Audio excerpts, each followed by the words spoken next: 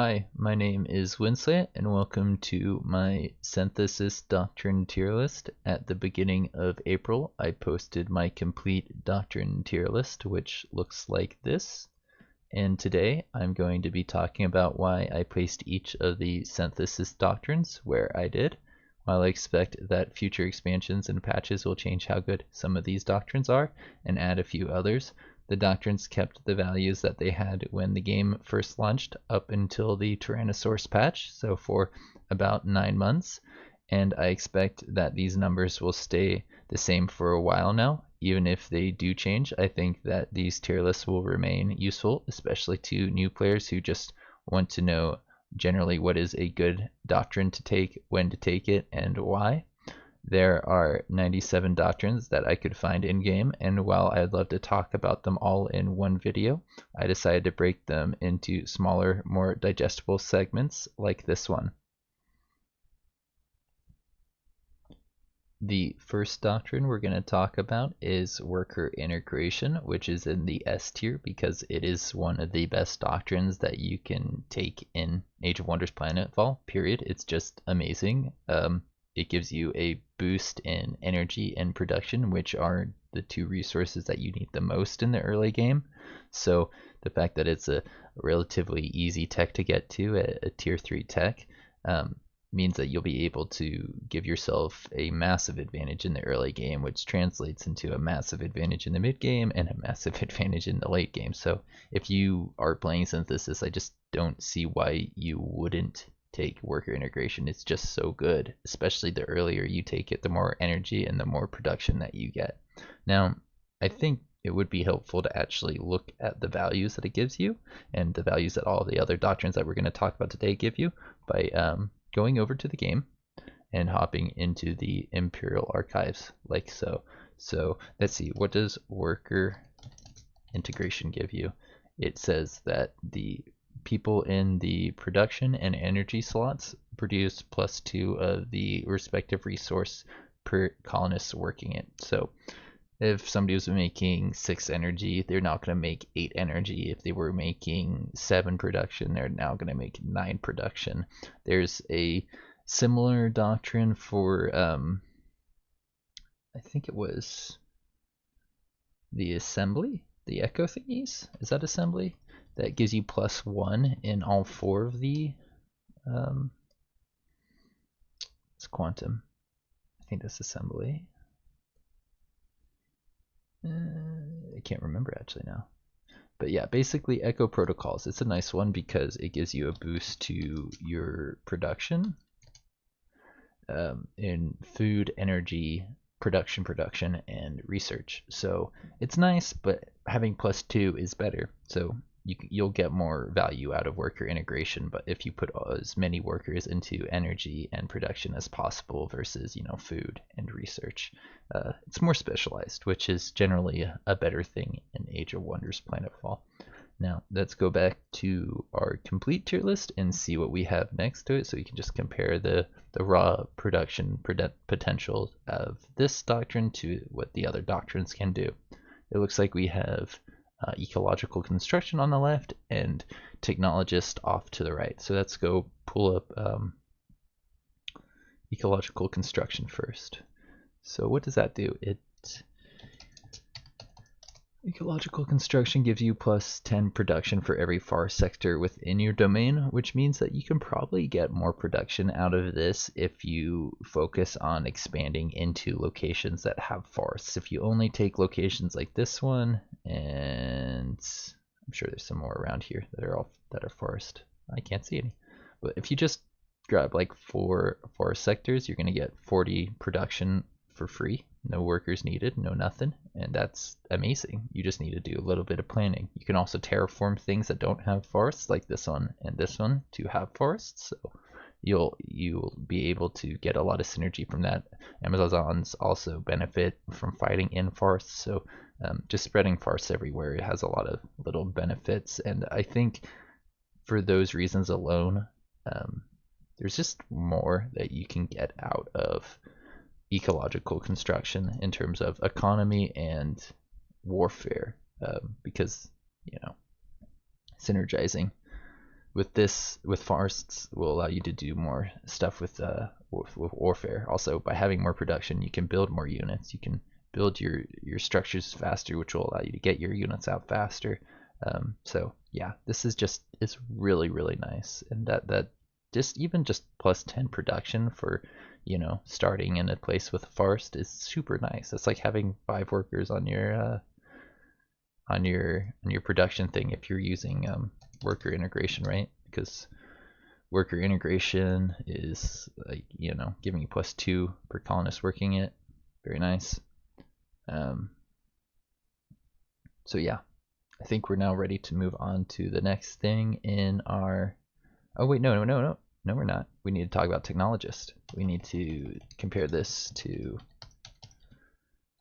the other option that you have on the side. Technologist will give you 2 more tactical operations points and make tactical operations cheaper to use. It will take longer to get to technologist, so well, it might seem really nice to have that plus 2 tactical operations points. If you run out of energy, what good is that going to do you? And I know in the early game, if I use too many tactical operations, I generally get pretty low on energy. So making more energy might be more valuable. Having more production might be more valuable than having tactical operations up until a certain point, and then you're going to be using all of your energy on tactical operations as much as possible. You're going to be using definitely all of your tactical operations points and a lot of energy on that. Saving on that with the minus 15% is nice. So that's why this one's so far up in my tier list, but slightly behind worker integration. Now we can jump into what's next. So the next thing on my tier list is Total War Automation. I think I know what that does, but let's just pull it up so that I don't say anything wrong. So yeah, this will give your units a little bit more experience when they're built, and it'll make them cheaper to build, which is very nice. If you're saving 20% on those really big units, like the ones that cost 200 energy, that's a lot of energy. That's like 40 energy right there. That's a tactical operation. So something that you do want to keep in mind, you will be spending 200 energy to enact this doctrine, so you better save 200 energy from the building of units. If you're entering the later phases of the game, there's no point in enacting this. There's doctrines that will do you more good, but if you're in like the mid game or getting close to the late game, this could help you build some nice units that have a little bit of experience on them. Maybe you've got the research thing that gives them plus 3 ranks, and then this will give them their last rank, and all of a sudden everything you build is rank 4, as long as you build it in a city that has the nice big research sector and you've got this doctrine enacted. So it's good. It's got a lot of potential, but how does it compare to the things next to it? I'm gonna have to pull up the list to see what it has next to it, and then I'll tell you. Looks like we got torture regimes, however you say it, and then extermination protocols. Both are really nice combat focused doctrines. So let's pull up their values and compare them to what we get from here, which is more economic focused, which is, it's not really like producing resource economic focus, it's like turning those resources into units, which you then use in combat focus. It's almost like the transition phase. So yeah, torture thingies. We'll make it so that your units have more resistances to all damage. They can do extra damage using their psychic attacks, and if you're playing Cynumber, you're probably going to have mostly psychic attacks. So this is very valuable, and something that a lot of people probably will overlook because it's a tier 7 tech, meaning it will take a while to unlock. But I mean, come on, blocking 1 resistance from all damage types, that's special. I don't think a lot of things do that. And then a giant boost to the damage is always nice. And what did we have off to the right again? It wasn't another Cynumber thing. It was I had it just a second ago. It was extermination protocols, which gives you plus 10% damage, just, you know, with all your units. And if you're fighting against something that's Xenoplague, then you get plus 20%. So it's it's a really nice one. There's some other doctrines that boost your damage against certain opponents, or if you meet certain conditions, kind of like if you're fighting against Xenoplague in this one, but they don't give you just like a raw plus 10% extra damage. That's really special. This one's super nice because of that, and yeah, I think something that people would probably group up with the other ones, but I think it's above and beyond the others just because of that plus 10% extra damage. It does cost 200 energy. It is tier 7 tech, so keep that all in mind. It may not be worth spending 200 energy to get plus 10% extra damage, but I think it probably would be. Sounds like a nice deal to me. And now we can move on to our next doctrine in our synthesis doctrine tier list.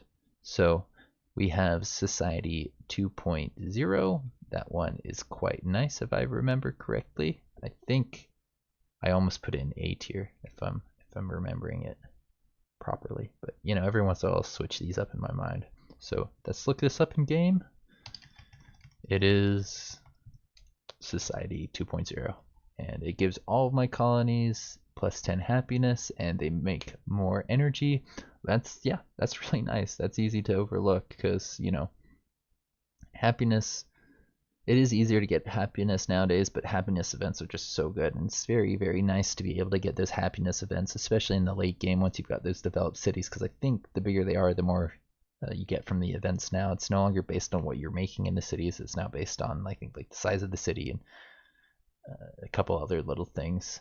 But yeah, producing plus 10% energy, also very nice. You better be getting more than 200 energy out of this. So as usual, this is definitely this economic focused doctrine is not something you want to enact in the late game. You want to get this in the mid game or a little bit earlier if you can. If you can get to this, your economy is going to be very strong. And yeah, I think we're ready now to compare this to the things that are around it. What do we have next to Society 2.0? Well, it looks like we have an Empire Quest, and a blue doctrine, which I don't recognize. I think that is also Assembly or Void Tech. It's one of those two. We'll just take a second to see where it is in my list, and then I'll be able to find it pretty easily. It's Void Tech, isn't it? Yeah. It's just slightly lighter in color, so it will take me just a little bit to find it in my list. There you are. I found you. Yeah, you're energy tapping, quantum energy tapping. Okay, let's go look that up in game then. Got energy tapping and the Empire Quest with the flags.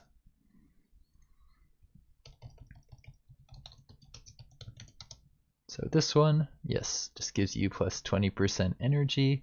It is slightly better than the other one because I like energy. Just having more energy, it sounds better than having a little bit more happiness. I'm sure some people will say, whoa, why would you do that?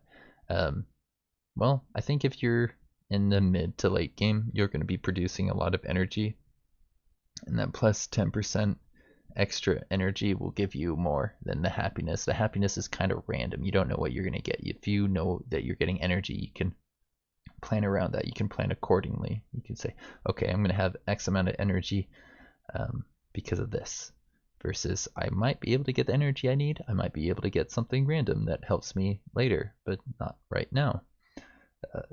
So yeah, keep that in mind when you're comparing the things. And the Empire Quest with the flags is Unifier. What does Unifier do? Spelled differently, that's what it does. Gives all of my morale, or all of my units extra morale, making it easier for them to do critical hits. Very, very nice. Also, if somebody's trying to lower their morale, it's going to take them longer to get to negative morale. And yeah, it gives you plus 200 reputation, which can be kind of nice if you're trying to get to virtuous reputation. I think that gives you discounts in dwellings, and it makes it easier for you to get independents to join you. So yeah, not the worst, but still not as good as a lot of the other options that we have available to us, like the Society 2.0 or quantum energy tapping. Both of those are quite nice, and this one it's okay. It's kind of helpful in combat, but not really. Okay, so what do we have next on the list? We have one last thing. We have organized cyber divisions. So I think I know what that does. I think it has to do with operations points, but let's pull it up just to double check.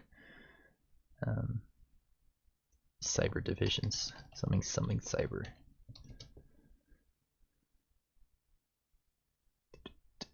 There we go. This gives you +2. I think is that strategic operations points. It gives us strength. It makes it so our operations are more likely to go through, and in addition, our strategic operations are 20% cheaper. It's okay if you like doing strategic operations. I'm not a fan of it. I'm sure other people would have ranked this higher in the list. 20% is a pretty big discount. I know technologists I ranked really highly because I'm a really big fan of tactical operations. Strategic operations, they cost a little too much. Even with that 20% discount, it's a big investment of energy, and I have used them in the past to keep myself from running out of my energy. I can set up an operation, go get all my the rest of my energy stolen, and then cancel my operation and have a little bit saved up. So for me, strategic operations are only useful for that, or maybe in some situations you can take a little bit of damage off the enemy, put some stat effects on them, but I don't know. On the difficulties I play, this just seems so meh. So just like not that great. And yeah, I'm not sure what we have next to it, but we do need to compare it to what's next to it on our completed tier list. And it is underneath my face, isn't it? So I need to just tell you basically what is there. We have, oh, it's the very last one. So we have, I think, Cloak and Dagger to the left of it, and then the thing to the right of it is Intercommunion, the first thing on our D tier. So let's pull up Cloak and Dagger first. Cloak and Dagger, yep, that's that one. It makes it so that you can get extra operation strength for covert ops, and only covert ops. In addition, your covert ops are cheaper. It's yeah, I could see covert ops being better than strategic operations, but I don't really use them, so I'm not sure if this is actually the right place for it. I mean, you get +3 strategic strength for covert ops versus +2 on I think it was all